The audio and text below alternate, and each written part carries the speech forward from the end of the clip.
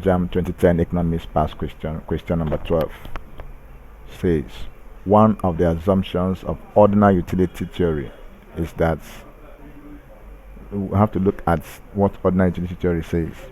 Ordinal utility states that the satisfaction which a consumer derives from the consumption of a product or services cannot be measured numerically. If you look at the assumptions of the important assumptions of the ordinal utility theory or the indifference curve analysis is based on utility is ordinal.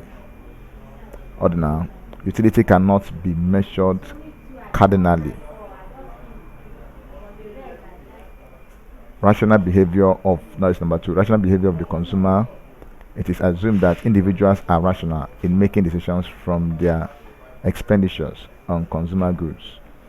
So why the cardinal utility is the utility wherein the satisfaction derived by the consumers from the consumption of goods or service can be measured numerically. On this basis, it is on this basis that option D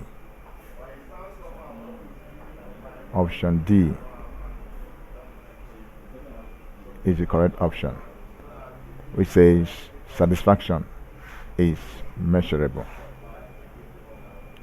Thank you, and please subscribe for more questions.